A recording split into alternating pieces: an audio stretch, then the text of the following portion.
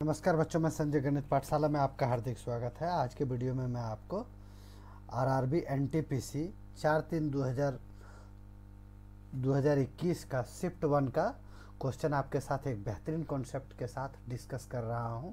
और इसी के साथ देखिएगा, इस वीडियो का मोटिवेशनल स्पीच है आपके सामने।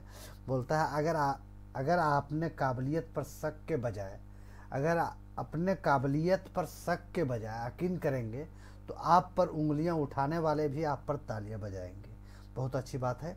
कभी भी अपनी काबिलियत पर शक नहीं करना चाहिए। आप कोई काम ऐसा नहीं है जो आप नहीं कर सकते हैं, बशर्ते क्या है, आपको उसके लिए उस अनुरूप से जितनी बड़ी काम होगी उतनी बड़ी मेहनत करनी पड़ेगी। लेकिन ये नहीं है कि आप उस काम को कर नहीं सकते। कोई ऐसा काम नहीं है जो आप नहीं कर सकते। लेकिन क्या है कि वो जितनी बड़ी काम होगी उतनी बड़ी मेहनत आपको करनी पड़ेगी। इसी के साथ देखिएगा, ये आपको दिया हुआ ना 4/3/2021 10:30 से 12:30 एनटीपीसी का ये क्वेश्चन था। और एक बेहतरीन कॉन्सेप्ट के साथ मैं आपको साथ इस वीडियो में बना रहूँगा। इसके लिए आप क्या करेंगे, आप वीडियो को स्किप मत कीजिए और टोटल क्वेश्चन देखिए। और हमारे चैनल में जुड़े रहने के लिए आप इसको वीडियो को लाइक और सब्सक्राइब करके रखें, ताकि आने वाला हर वीडियो आप तक पहुंचता रहे। देखिए, सबसे पहले क्या पूछ रहा है, 3 संख्याओं का अनुपात जो है 1, 2, 3 है, उसका महत्तम समापवर्तक एचसीएफ 8 है और लघुत्तम समापवर्तक पूछ रहा है मेरे से एलसीएम पूछ रहा है। क्या पूछ रहा है? एलसीएम पूछ रहा है। ठीक है, एलसीएम निकाल देंगे, कोई दिक्कत नहीं। तो यहाँ से हमारा हो गया 1 और 2, 3 संख्या क्या है, 1:2:3, यही तो है।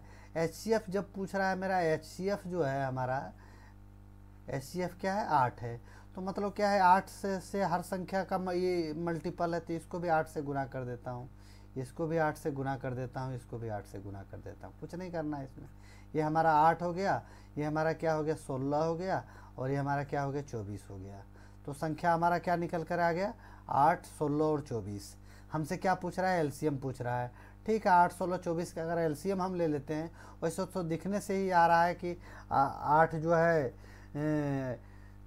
एक का ही है और बस 48 दिख रहा है। लेकिन नॉर्मली वे में अगर चाहेंगे तो 8 1 8, 8 दूनी 16 और 8 3 24। अब किसी से नहीं कटेगा, तो 3 दूनी 6 और 8, 8 6 48, 8 गुने 6 बराबर कितना, 8 गुने 6 कितना हो गया, 48। 48 हमारा आंसर हो रहा था। कौन सा ऑप्शन है, ऑप्शन नंबर 4 जो है हमारा आंसर हो गया। आगे देखिए, नेक्स्ट क्वेश्चन आपका क्वेश्चन नंबर क्या है, दूसरा। हाँ, इससे मतलब सीरियल नंबर 4 में था, लेकिन इस शिफ्ट में ये दूसरा क्वेश्चन है मैथ का। क्या पूछ रहा है, चक्रवृद्धि ब्याज पर निवेश की गई धनराशि 12 वर्षों में स्वयं की दोगुनी हो जाती है। सबसे पहले आप देखिएगा, चक्रवृद्धि ब्याज का हम जो बचपन में 4वीं 5वीं में पढ़ते आए थे, वो फार्मूला क्या है, बोलते हैं सर P बराबर P बराबर नहीं, ये से हो जाएगा। आप थोड़ा सा 1 सेकेंड, हाँ ये हो गया आपका, ये हाँ बोल रहा है क्या, P 1+R/100 पर पावर क्या होता है, n मतलब क्या है, टाइम। यही तो है, ये हमारा टाइम हो गया।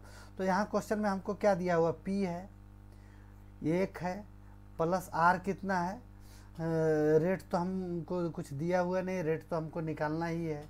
तो ये ठीक है, ये रेट R हो गया, बटे में क्या हो गया, 100 पावर n। टाइम हमको कितना दिया हुआ, टाइम देखिए क्वेश्चन में दिया हुआ 12 वर्ष है। कितना है, 12 वर्ष है। तो इसमें से क्या हो रहा है कि हमारा जो मूलधन है वो कितना हो रहा है, 2 गुना हो रहा है। हमारा मूलधन क्या हो जा रहा है, यहाँ 2p हो जा रहा है 12 साल में। 12 साल में 2p हो जा रहा है ना दोस्तों। तो फिर आगे आप इसको क्या करेंगे, अगर जैसे देखिए p से p कट गया, तो हमारा पैसा जो है 1 से 2 हो रहा है। अब आगे क्या करेंगे, यहाँ से क्या पूछ रहा है कि स्वयं का 2 गुना हो जाता है, समय ब्याज दर पर कितने वर्षों में स्वयं का 4 गुना हो जाएगा। तो P को अगर 2 गुना करने के लिए हमको क्या करना पड़ेगा, सबसे पहले इसका देखिएगा स्क्वायर कर देता हूँ 4 गुना के लिए। तो 2 का स्क्वायर कितना हो रहा है, बोला 2 का स्क्वायर सर 4 हो जाएगा। तो यहाँ 2 का स्क्वायर करेंगे तो इसको भी हमको 2 से गुना करना पड़ेगा। तो हमारे यहाँ टाइम क्या निकल कर आ गया, 24 साल। तो यहाँ हमारा 24 वर्ष जो है हमारा आंसर निकल कर आ गया। जब यहाँ हम ये 2 का स्क्वायर करेंगे तो यहाँ भी हमको 2 से गुना करना पड़ेगा, तो 24 वर्ष जो है हमारा आंसर हो गया। ऑप्शन नंबर कौन सा है? ऑप्शन नंबर 2 जो है हमारा आंसर हो गया। आगे देखिए नेक्स्ट क्वेश्चन, क्वेश्चन नंबर 12 में दिया हुआ है तीसरा, इस शिफ्ट का तीसरा क्वेश्चन मैथ का। यदि किसी वस्तु का क्रय मूल्य 5,340 रुपया, वस्तु का विक्रय मूल्य कितना रखा जाना चाहिए ताकि 5% का लाभ प्राप्त हो जाए? सबसे पहले आप देखिएगा यहाँ कॉस्ट प्राइस बोलता है, वो कितना है? 5,340 रुपया, है ना। कॉस्ट प्राइस अपने आप में क्या होता है? कोई भी कॉस्ट प्राइस जो है अपने आप में होता है 100%। क्या होता है? 100%। अब यहाँ क्या बोल रहा है? जाना चाहिए ताकि 5% का लाभ हो, और इसमें क्या प्रॉफिट कितना कमा रहा है? 5%। तो आपका सेलिंग प्राइस क्या हो जाएगा आपके अनुसार से? सेलिंग प्राइस हो जाएगा आपका 105%। ये 100% हो गया, ये 5% प्रॉफिट कमाएगा तो सेलिंग प्राइस आपका 105% हो गया। अब यहाँ क्वेश्चन में देखिएगा आपका 100% जो है उसका वैल्यू दे रखा था आपको 5,340। कितना? 5,340 रुपया। आपसे क्या पूछ रहा है? 5% विक्रय मूल्य कितना रखा जाना चाहिए, मतलब 105% का, सेलिंग प्राइस का 105% का आपका वैल्यू पूछ रहा है। तो आप क्या कीजिए, 5340 5,340 बटा 100 गुने 105, जो कटता पिटता है काट दीजिए। अगर 20 से काटेंगे, 5 से काटेंगे तो 20 बार में, 5 से काटेंगे तो ये कितना बार में कटेगा? 21 बार में। अब 1 0 से 1 0 काट दीजिए। अब 2 से काटेंगे तो 2 दूनी 4, 1 बच गया, 2 छक 12, यहाँ भी 1 बच गया, 1 पर 4 14, 2 7 14। अब यहाँ से देखिए क्वेश्चन से कीजिएगा, 267 हो गया, और इंटू क्या है? 21 है। 267 इंटू 21, अगर इनको गुना हम कर देंगे, 267 को 21 से गुना करेंगे तो 5,607 रुपया आ जाएगा हमारा। क्या आ जाएगा? 5,607 रुपया हमारा आंसर हो जाएगा। यही तो हमारा आंसर हो जाएगा, 5,607 रुपया। ऑप्शन नंबर 1 हमारा आंसर। दोस्तों अगर ये वीडियो अच्छा लगे तो पक्का चैनल को लाइक और सब्सक्राइब करके रखिए, ताकि आने वाला ऐसा हर वीडियो जो है आप तक पहुंचता रहे। ओके, आगे देखिए नेक्स्ट क्वेश्चन आपसे क्या पूछ रहा है? Question number 13। क्वेश्चन नंबर 13 में आपसे क्या पूछ रहा था? बोर्ड मास का क्वेश्चन है। बोर्ड मास का मतलब क्या होता है? BOD, बोर्ड हो गया, MAS। इसको नॉर्मली फॉर्म में देखिए, इसको ब्रैकेट कर रहा है, वो से क्या हो गया? ऑफ हो गया, D से क्या हो गया? डिवाइड हो गया, M से मल्टीप्लाई हो गया, ये से एड हो गया, इससे सब्ट्रैक्शन हो गया। उसी को करना है। सबसे पहले हम क्या, वो ब्रैकेट में भी क्या है, हम छोटी ब्रैकेट से चलेंगे। तो यहाँ जोड़ दिया 6 5 11 और 11, कितना हो गया? ये 22 हो गया। क्या हो गया? 22 हो गया, 22। इसका जोड़ 22 हो गया। यहाँ इसको काट पीट दीजिए, और यहाँ फिर प्लस करेंगे 3, तो 22 प्लस 3 कितना हो रहा है? बोलेंगे सर 22 और 3 25 हो गया। फिर यहाँ प्लस 3 है, तो ये कितना हो जाएगा? 28 हो रहा है ना। यहाँ क्या दिया हुआ है आपका? 3/5, 3/5 गुने क्या है? 28। अब कुछ नहीं करेंगे तो इसको डायरेक्ट गुना कर दीजिए। 8 × 24 के 4, 8 × 24 के 4, 3 दूनी 6 और 1 7, कितना हो जाएगा? 8 × 24 के 4, यही तो होगा। 8 × 24 के 4, 3 दूनी 6 और 1 7, यही।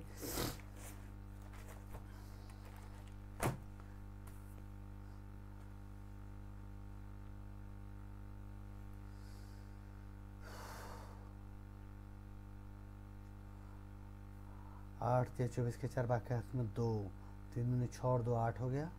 8 हो गया 84। 84 बाई क्या है? 5 से अगर किसको काटेंगे तो 5 1 जा 5, 3 बच गया, 3 पर 4 34, तो 5 6 30 आपका हो जाएगा। 5 6 30, ठीक है। कितना बच गया फिर? आपका 4 बच गया, तो 16.4/5%, ये हमारा आंसर हो जाएगा। 16.4/5%, प्रतिशत नहीं, सॉरी, 16.4/5 हमारा आंसर हो जाएगा।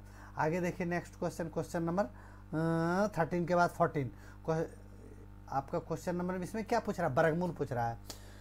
वर्गमूल का आपको तो बढ़िया से ट्रिक पता है, ये यहाँ तो बच्चे की तरह बनाना नहीं है, आपको तो कंपटीशन का एग्जाम है, आपको ट्रिक से ही सॉल्व करना पड़ेगा। इसमें क्या पूछ रहा है, 182.25 बोल रहा है। तो सबसे पहले देखिए इकाई अंक हमारा क्या है, 5 है। 5 हमारा इकाई अंक किस में ही आता है, सिर्फ 5 में ही आता है।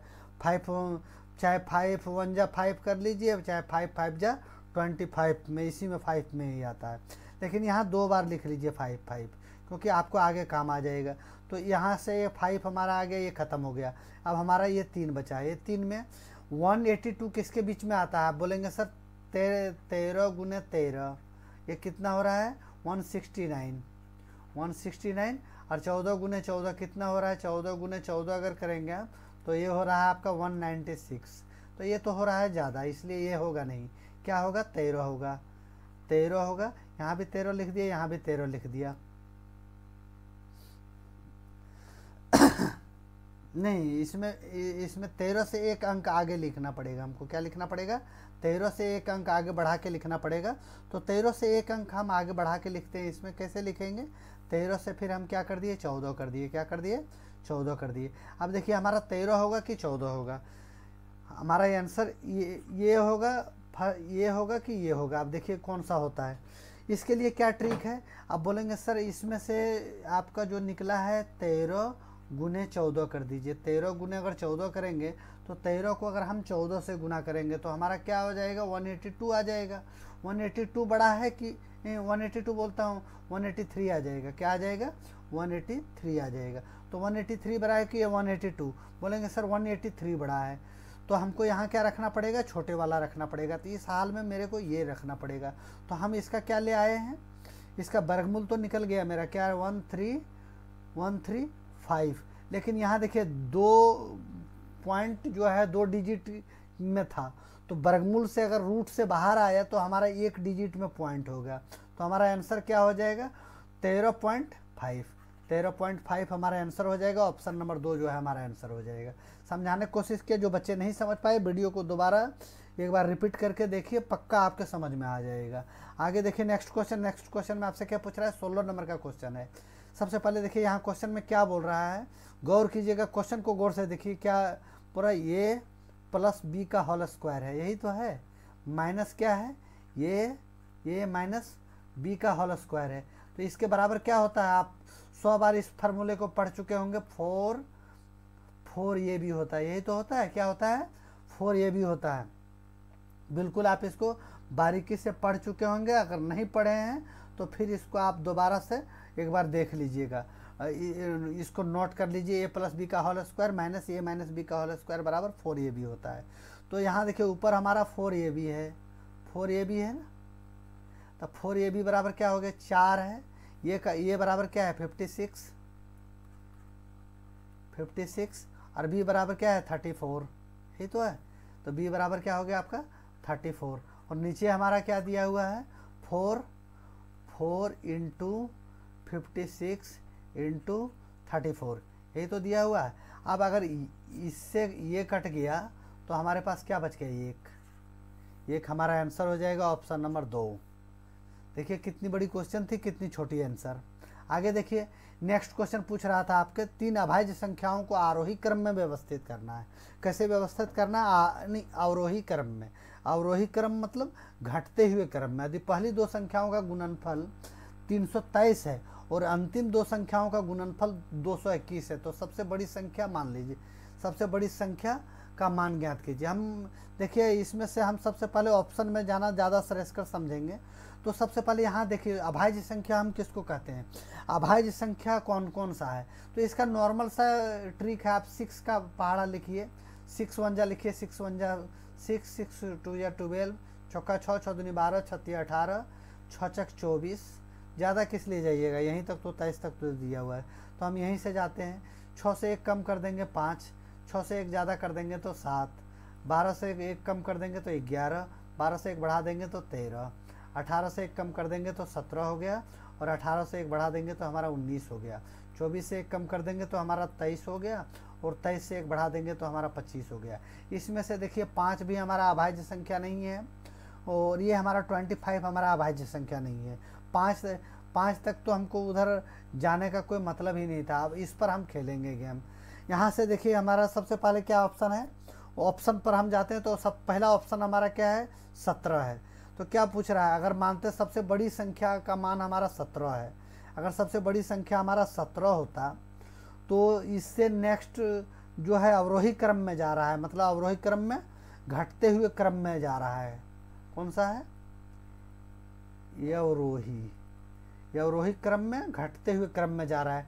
तो 17 के बाद छोटा संख्या कौन सा है हमारा, अभाज्य संख्या, बोला 13 बोलेंगे सर। तो 17 गुने 13 कितना हो जाएगा हमारा, 221 हो जाएगा। क्या हो जाएगा, 221।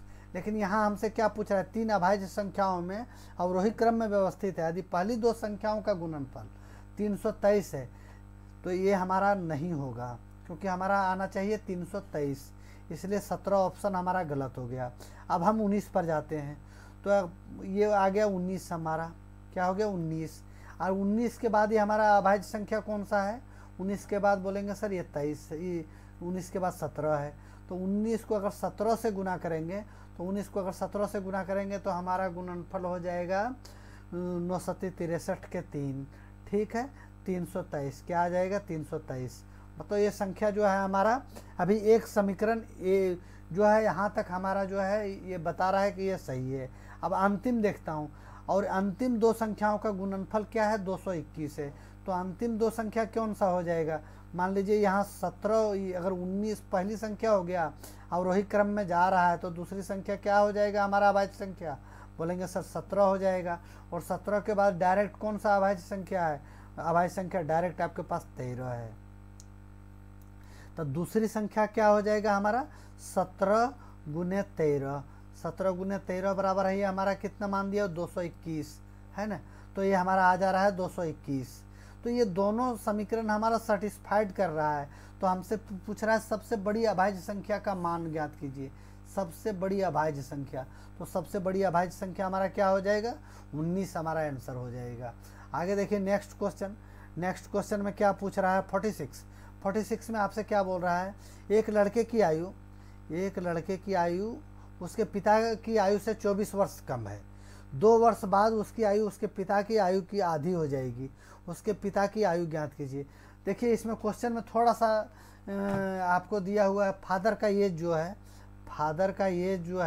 फादर और सन के बीच उम्र का कितना गैपिंग है, 24 साल का अंतर है। अब मान लीजिए जब पैदा हुआ था बच्चा, तब जो है अपने फादर से वो 24 साल का छोटा था। जब बच्चा अगर वो 80 साल का भी हो जाएगा ना, तब भी वो अपने फादर से 24 साल का छोटा ही रहेगा, क्योंकि जब बच्चा वो बुढ़ा हो जाएगा, 80 साल का हो जाएगा, तब उसका फादर जो है 80 पर 20 100 और 4 ये मतलब तब तक उसका फादर का एज भी 104 हो जाएगा, मतलब उससे 24 साल ज़्यादा ही रहेगा। तो ये जो है कम होने वाला नहीं है। तो यहाँ आगे देखते क्वेश्चन में क्या बोल रहा है, और 2 वर्ष में उसकी आयु उसके पिता की आयु की आधी हो जाएगी। ठीक है, तो सबसे पहले हम ऑप्शन में ही जाते हैं। फर्स्ट ऑप्शन अगर हिट करते हैं हम, तो फादर का एज हम ले लिए 46 साल ले लिए ना। तो अगर 46 साल, अगर 46 में अगर 24 हम माइनस कर दिए तो हमारा एज कितना आ जाएगा, 6 में 4 गया तो 2, और 4 में 2 गया तो 2, मतलब सन का एज कितना हो गया, 22 साल। अब क्या बोल रहा है, 2 वर्ष में उसकी आयु उसके पिता की आयु की आधी हो जाएगी। अगर ठीक है, 2 वर्ष अगर और बीतेगा तो फादर के एज में भी 2 वर्ष की बढ़ोतरी होगी, तो 46 और 2 48 साल हो जाएगा। और अगर बेटे की उम्र में भी 2 साल की वृद्धि होगी तो 22 और 2 24 हो जाएगा। अगर 24 से काटते हैं तो 24 का 1, 24 दूनी 48। तो यही तो क्वेश्चन में पूछ रहा है, उसके पिता की आयु की आधी हो जाएगी। तो पिता का आयु अगर 2 है तो उसका पुत्र का आयु 1 है, तो आधी ही तो है, क्या है, आधी ही है। तो ये इस तरह से हमारा क्वेश्चन सेटिस्फाइड कर रहा है, और ये ऑप्शन नंबर 1 ही हमारा सही आंसर हो रहा है। ठीक है, आगे देखिए नेक्स्ट क्वेश्चन नंबर इसमें जाते हैं। नेक्स्ट क्वेश्चन में आपसे क्या पूछ रहा है, नॉर्मल सा क्वेश्चन था, इसमें ग्राफ वाला क्वेश्चन, ये गिफ्ट के नंबर थे, इसमें आराम से बच्चे ले सकते थे। क्या बोल रहा है नीचे दी गई तालिका में विभिन्न स्कूलों के विभिन्न खेलने वाले छात्रों के विवरण दिया गया है। तालिका का अध्ययन कीजिए और दिए गए प्रश्नों का उत्तर दीजिए। सबसे पहले देखिए बैडमिंटन है, टेबल टेनिस है, फुटबॉल है, बास्केटबॉल है, क्रिकेट है। और यहाँ से क्या बोल रहा है, स्कूल उन खेलों के नाम बताइए जिसमें सभी स्कूल के छात्रों की भागीदारी क्रमशः न्यूनतम मतलब कम से कम और अधिकतम सबसे ज़्यादा हो गया है। तो आप देखिए पूरा जोड़ घटाव करने का ज़रूरत नहीं है, सिर्फ ग्राफ पर एक बार ध्यान दीजिए। 34, 67, 23, 78, 56, 21, 40, 26, 32, 69, 12, 20, 19, 16, 21।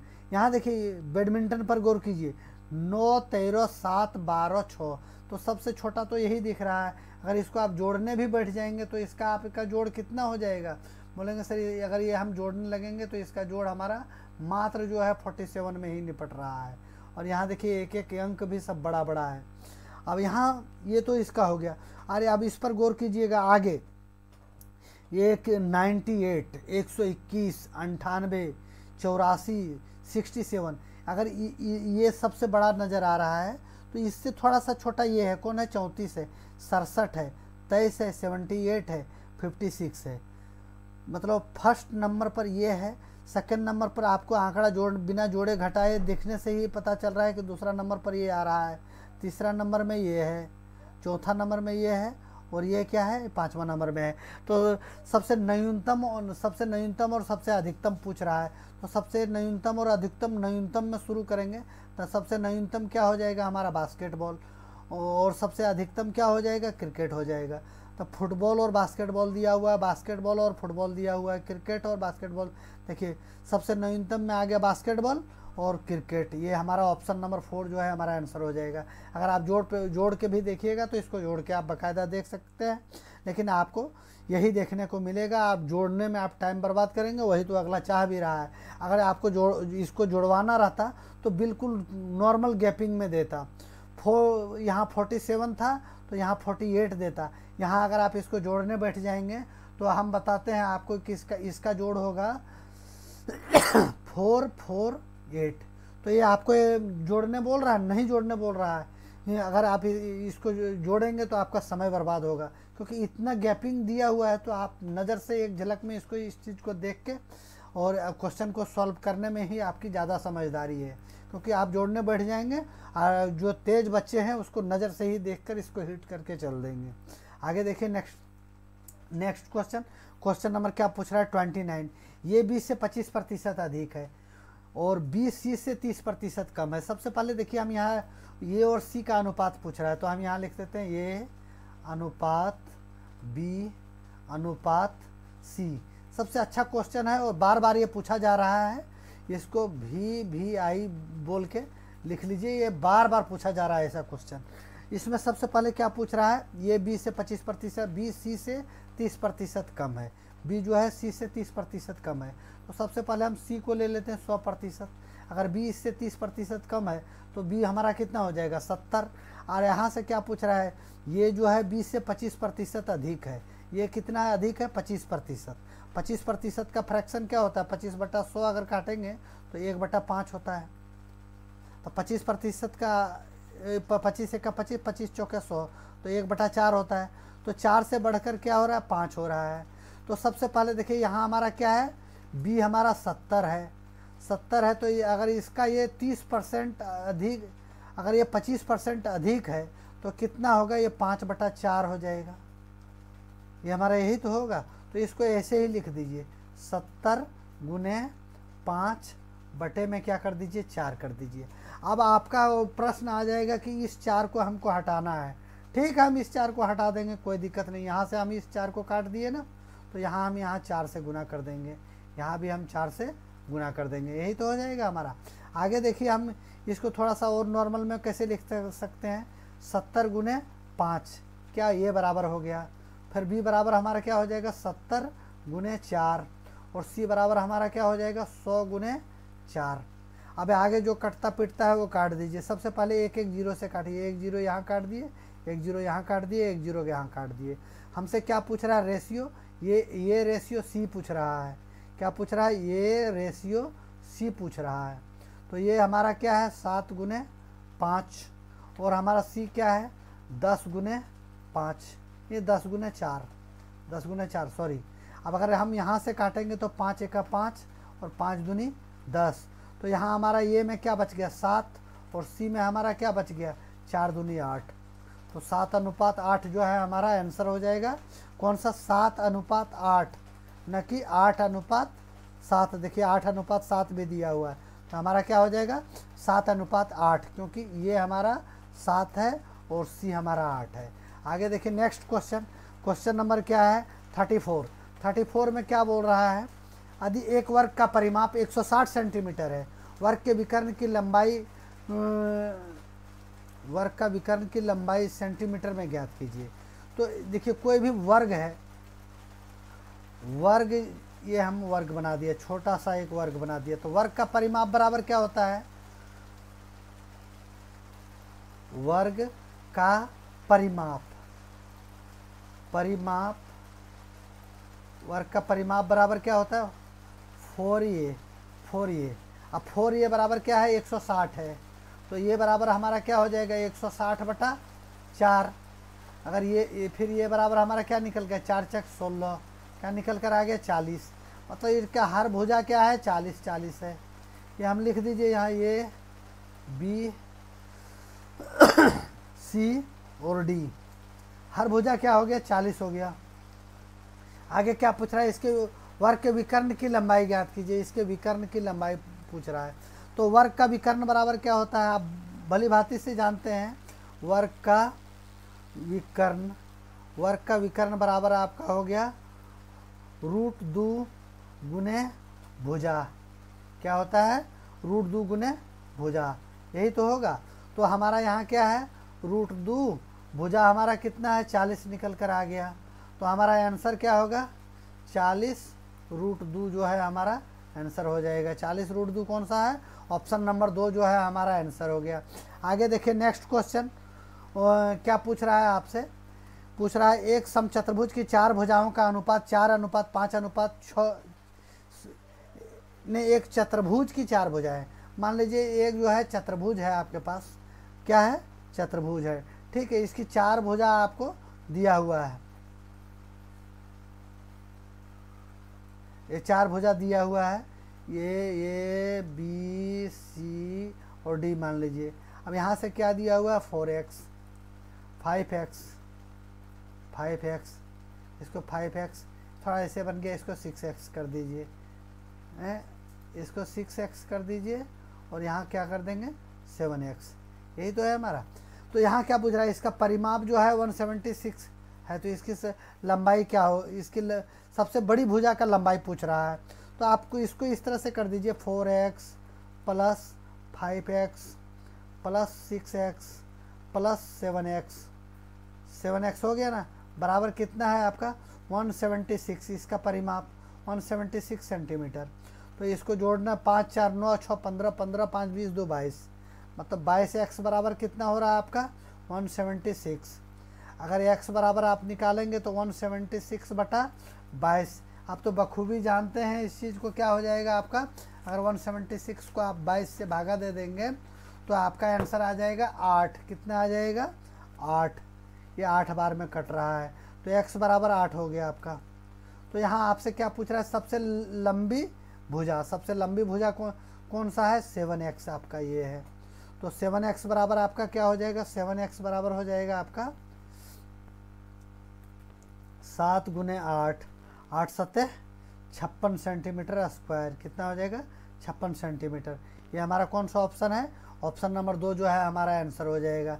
इसी के साथ देखिए दोस्तों, आपको ये पूरा मैं लगभग 15 से 13-14 क्वेश्चन करवा दिया। अगर वीडियो आपको अच्छा लगे और इस तरह का वीडियो अगर आप देखना चाहते हैं तो पक्का हमारे चैनल को लाइक कीजिए, सब्सक्राइब कीजिए तथा अपने दोस्तों में शेयर कीजिए। ओके, थैंक यू, धन्यवाद, नमस्कार।